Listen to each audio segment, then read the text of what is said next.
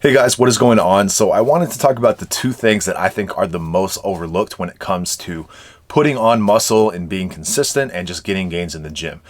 So these are both under the umbrella of the mindset, which if you're a fan of Eric Bugenhagen, you know how important that is. I'm a big fan and I definitely think that's very true. Mindset's probably the most important thing. However, there are two kind of subcategories in here that I've really noticed have been beneficial for me throughout my bulk, and the times that I'm making the most gains is when I have these things dialed in. And when I'm not making gains, it's when I'm not focusing on these things. So those two areas are going to be focus and momentum. So focus, I think, is the more important one. So I will talk about that. And the reason I think this one is so important and the reason I'm making this video now is because I've had quite the contrast between maximum focus and terrible focus over the past few months. And I wanted to talk about my experience in the time period where my focus was bad versus when my focus was good. So a few months ago, maybe 2-3 months ago, I'm not sure exactly, I decided to start an experiment where I wouldn't use my phone in between sets. So I would just go to the gym and just dial in for an hour, hour and a half, however long it took me to do my workout. And one thing I noticed as well is my workout takes a lot longer when I'm browsing my phone and stuff like that. But anyway, I saw a study, and I usually don't read too much into studies, but they do give me ideas. And this study was basically saying that performance dropped when you had a device and when you were using it in the gym. So what I did was essentially, other than writing down my sets and reps for my workout, which took all of probably 2 minutes, other than that, I didn't look at my phone at all during my workouts. I didn't listen to music or anything like that. I just went to the gym, put my phone in my bag, and got to work. And I only checked, hey, what exercise do I need to do on my Google Sheets? And that was it. And what I found was my focus was off the charts, the best it's ever been. My workouts were phenomenal. I was extremely focused, and it was just amazing. It was an awesome experience. So I decided to take this into my everyday life and stop using my phone as much in my everyday life as well. So basically, I probably cut my phone time down by like 80%. It was awesome. My life was better. I loved my workouts and everything like that. And for whatever reason, I got out of this habit. And once I got out of the habit, it just snowballed and it got worse and worse to the point where I probably was looking at my phone and on my phone in the gym and, throughout my day more so than I was ever before. So it went from like the best focus and the best experience that I've had in ages to horrible. Also, around that time that I started to get back into looking at my phone a lot, we started to get like unprecedented amounts of snow and crazy ice, and it was just like really bad weather. It got cold for a period, but it was just a lot of snow and ice and everything like that. The roads were terrible. There's still ice all over the roads, but it's gotten a little bit better. But anyway, it just became like really annoying to get to the gym. It was like the roads were always terrible, slipping and sliding everywhere. And I was like, this is literally dangerous trying to get to the gym. So after a couple days of experiencing that, I said, hey, I have a home gym. I don't need to go to a physical gym. I have a home gym. I'm going to work out here. And this is just true for me. I'm not saying this is true for other people, but when I work out at a home gym, most of the time I just don't have a very quality workout. Now, that's not always true. I have had periods in my life where I'm really, dialed in and focused. But I would say 80 to 90% of the time, I just can't get in the zone. I don't have like my workout routine, and it's just not as good. So I was on my phone all day and doing the, home gym workouts.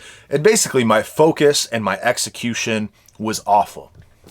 Keep in mind, I had a program this whole time. So I've been following a program that's, I'm progressing in these lifts for several months at this point. And so I was doing this, but I was just going through the motions. My focus wasn't there. I was on my phone all the time.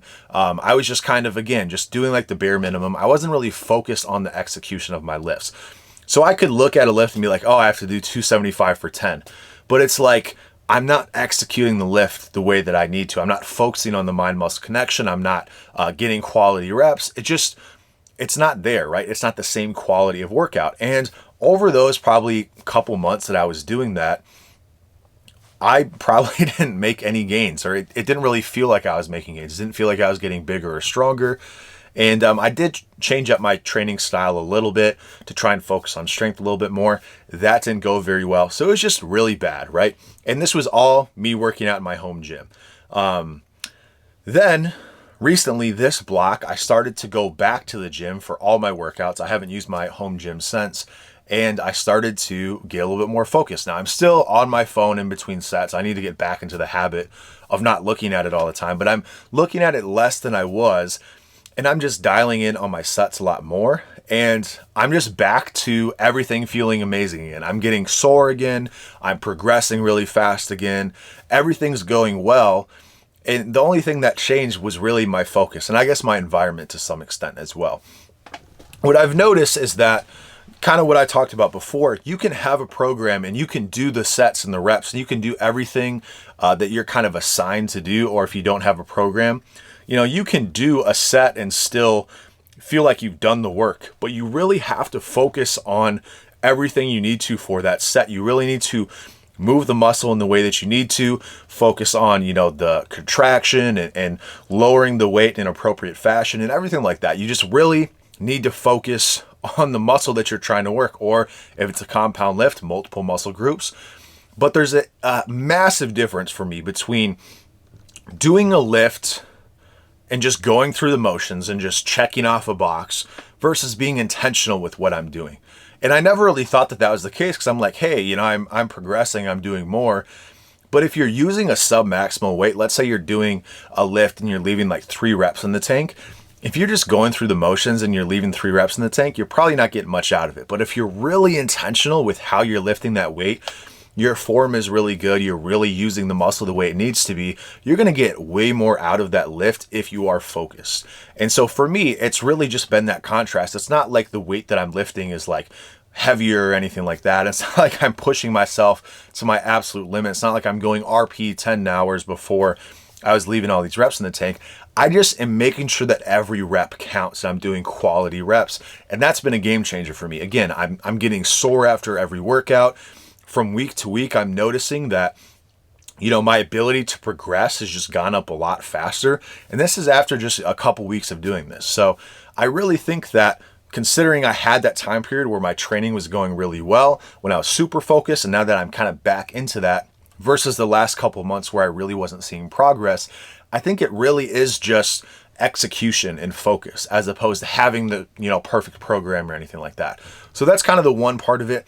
The second part kind of feeds into that is momentum. And I think a lot of this is programming. So a lot of times we'll go ahead and we'll say, okay, I'm going to do 275 on bench press, and I'm going to do 10, and 10 is really hard. And the next week, maybe 11 you can't get, because that's, or maybe you go 275 to 280 or 285 or something like that, and that's too big of a jump, right?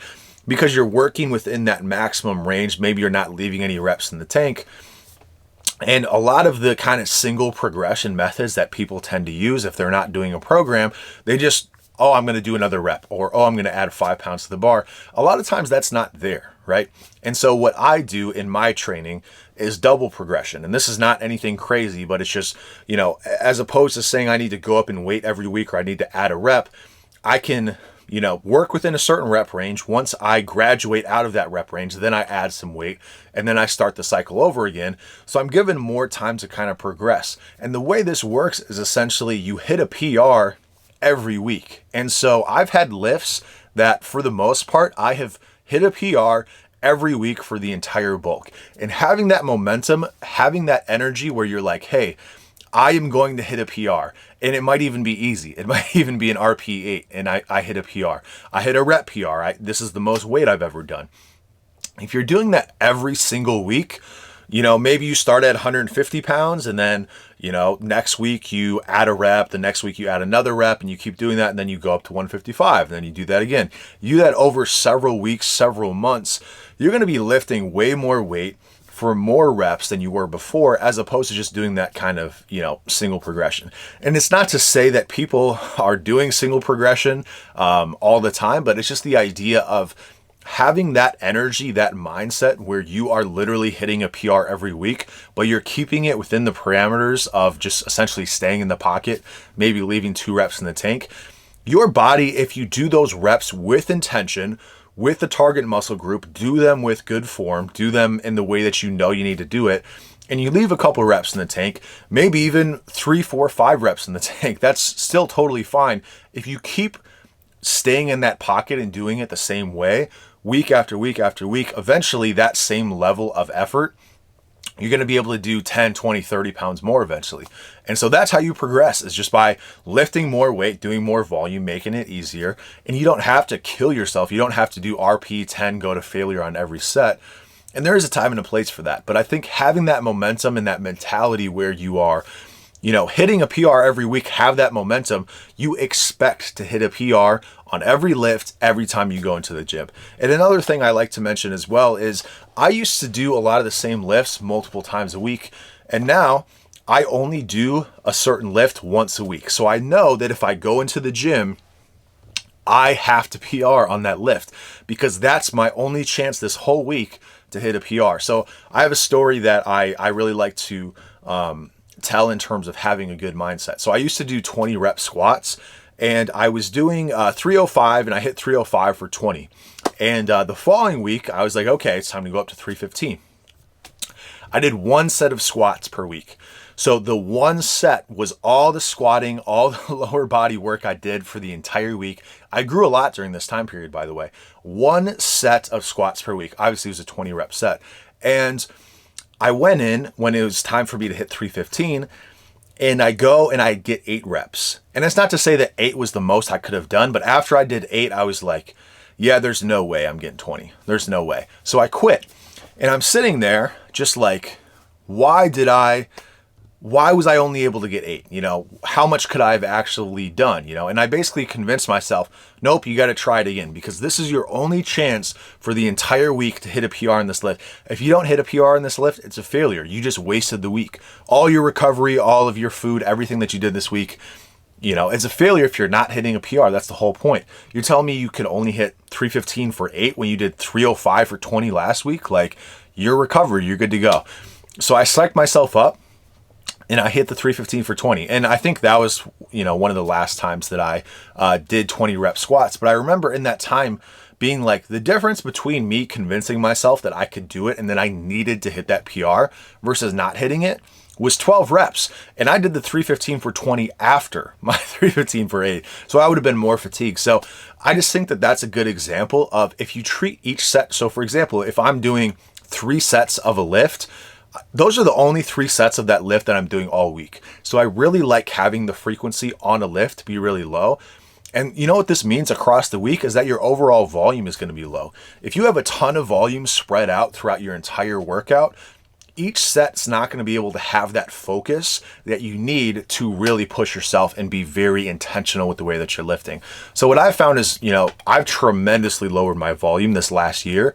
And I think I'm getting better gains because of that. I think it's because I'm able to channel more focus and really treat that set with the respect that it deserves. Because it's like, hey, I must PR on this lift. This is my whole week right here is hitting this PR on this lift, right? And so you only get one chance to do it every week.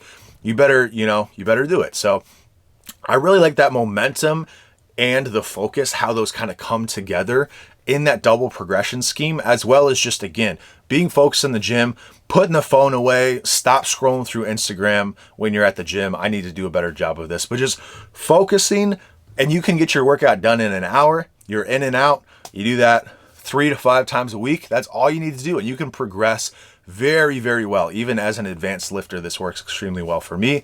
And I notice when I'm not doing those things, I'm not progressing nearly as fast, if at all. So just want to share those things. I thought they were very important and something that I didn't really think about when I was younger. And I've only really started to truly realize how important those things are. So hopefully that helps some people. I know that it's been very good for me over the past, few months to recognize this and understand when I am focused and when I'm not, and, how I'm approaching, my training program and just being like, hey, this is the kind of the perfect plan for me. I think double progression is a great way to do it. Overall, lower the volume, up the intensity, up the focus, and I think you'll be good to go. So anyway, that's all I got to say about that. I will keep you updated, and I'll talk to you soon.